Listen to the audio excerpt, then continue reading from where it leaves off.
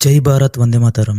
ಇತ್ತೀಚಿನ ಕೆಲವೊಂದು ಯುದ್ಧಗಳಲ್ಲಿ ಅವರ ಪಾಲಿಗೆ ಒಂದು ಗೇಮ್ ಚೇಂಜರ್ ಅನಿಸಿಕೊಂಡಿರುವುದು ಅವರ ಬಳಿ ಇರುವಂತಹ ಡ್ರೋನ್ಗಳು.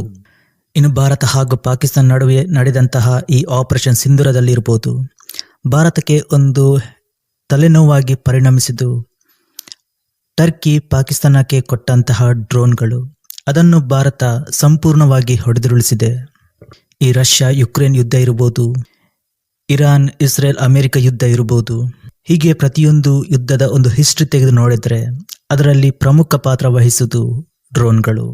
ಇನ್ನು ಇದನ್ನೆಲ್ಲ ಗಮನದಲ್ಲಿಟ್ಟುಕೊಂಡು ಪಾಠ ಕಲಿತಿರುವ ಭಾರತ ತನ್ನದೇ ಆದ ಡ್ರೋನ್ ಅನ್ನು ತಯಾರಿಸಿದೆ. ಅದರ ಹೆಸರು ಶೇಷನಾಗ 150. ಇದು ಒಂಥರ ಸ್ವಾರ್ಮ್ ಡ್ರೋನ್. ಈ ಸ್ವಾರ್ಮ್ ಡ್ರೋನ್ ಅಂದರೆ ಗುಂಪಲ್ಲಿ ಬರುವಂತಹ ಡ್ರೋನ್ಗಳು. ಈ ಜೇನುನೊಣಗಳು ಹೇಗೆ ಗುಂಪಾಗಿ ಬರುತ್ತದೋ ಅದೇ ತರದ ಈ ಡ್ರೋನ್ಗಳು. ಇವುಗಳ ಮುಖ್ಯ ಕೆಲಸ ಏನೆಂದರೆ ಶತ್ರು ರಾಷ್ಟ್ರಗಳ ಆಂಟಿ ಡಿಫೆನ್ಸ್ ಸಿಸ್ಟಮ್ ಅನ್ನು ಹೊಡೆದುರುಳಿಸುವ ಸಾಮರ್ಥ್ಯವನ್ನು ಹೊಂದಿದೆ.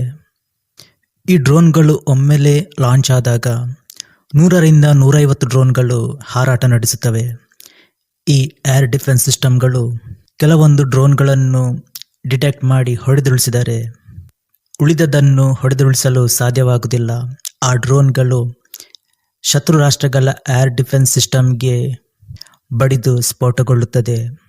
ಇದು ಕೇವಲ ಏರ್ ಡಿಫೆನ್ಸ್ ಸಿಸ್ಟಮ್ಗೆ ಮಾತ್ರವಲ್ಲ, ಶತ್ರು ರಾಷ್ಟ್ರಗಳ ಮಿಲಿಟರಿ ಬೇಸ್ ಇರ್ಬೋದು, ಅವರ ಬಳಿ ಇರುವ ಶಸ್ತ್ರಾಸ್ತ್ರ ಬಂಡರ ಮೇಲೆ ಇರ್ಬೋದು, ಅಲ್ಲಿಯೂ ಕೂಡ ದಾಳಿ ನಡೆಸುವ ಸಾಮರ್ಥ್ಯವನ್ನು ಹೊಂದಿದೆ.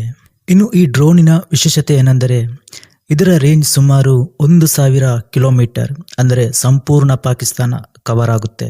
ಈ 40 kg ಸ್ಫೋಟಗಳನ್ನು ಹೊತ್ತುಕೊಂಡು 5 ಗಂಟೆಗಳ ಕಾಲ ನಿರಂತರವಾಗಿ ಹಾರಾಟ ನಡೆಸುತ್ತದೆ. ಇನ್ನೊಂದು ಮುಖ್ಯ ಪಾಯಿಂಟ್ ಏನೆಂದರೆ ಇದಕ್ಕೆ GPS ಅಗತ್ಯವಿಲ್ಲ. ಇಂತಹ ಡ್ರೋನ್ಗಳನ್ನು ಅದನ್ನು ಟ್ರ್ಯಾಕ್ ಮಾಡಿ ಜಾಮ್ ಮಾಡೋದು ಕೂಡ ಅಸಾಧ್ಯ. ಇದು ಹೇಗೆ ಭಾರತಕ್ಕೆ ಲಾಭವಾಗಲಿದೆ ಅಂತ ನೋಡೋದಾದರೆ, ಒಂದು ಭವಿಷ್ಯದಲ್ಲಿ ಭಾರತ ಹಾಗೂ ಪಾಕಿಸ್ತಾನ ನಡುವೆ ಮತ್ತೆ ಘರ್ಷಣೆ ಉಂಟಾದಾಗ ಭಾರತ ತನ್ನ ಸ್ವಾರ್ಮ್ ಡ್ರೋನ್ ಬಳಸಿ ಶತ್ರು ರಾಷ್ಟ್ರಗಳ ಏರ್ ಡಿಫೆನ್ಸ್ ಸಿಸ್ಟಮ್ ಅನ್ನು ನಾಶಪಡಿಸಬಹುದು. ಭಾರತದ ಬಳಿ ಆಂಟಿ ಏರ್ ಡಿಫೆನ್ಸ್ ಸಿಸ್ಟಮ್ ಮಿಸೈಲ್ಗಳಿವೆ. ಅದಕ್ಕೆ ಕಂಪೇರ್ ಮಾಡಿದರೆ ಈ ಡ್ರೋನ್ಗಳು ತುಂಬ ಅಗ್ಗ. ಈ ಒಂದು ಮಿಸೈಲ್ ಶತ್ರು ರಾಷ್ಟ್ರಗಳ ಡಿಫೆನ್ಸ್ ಸಿಸ್ಟಮ್ ಮೇಲೆ ದಾಳಿ ನಡೆಸಿದಾಗ ಅದನ್ನು ಟ್ರ್ಯಾಕ್ ಮಾಡಿ ಈ ಮಿಸೈಲನ್ನು ಹೊಡೆದುರುಳಿಸುವ ಸಂಭವ ಕೂಡ ಎದುರಾಗಬಹುದು. ಆದರೆ ಈ ಡ್ರೋನ್ನಲ್ಲಿ ಹಾಗಲ್ಲ. ಒಮ್ಮೆಲೆ 150-200 ಡ್ರೋನ್ಗಳನ್ನು ಬಿಟ್ಟಾಗ ಕೆಲವೊಂದು ಟ್ರ್ಯಾಕ್ ಮಾಡಿ ಹೊಡೆದುರುಳಿಸಬಹುದು.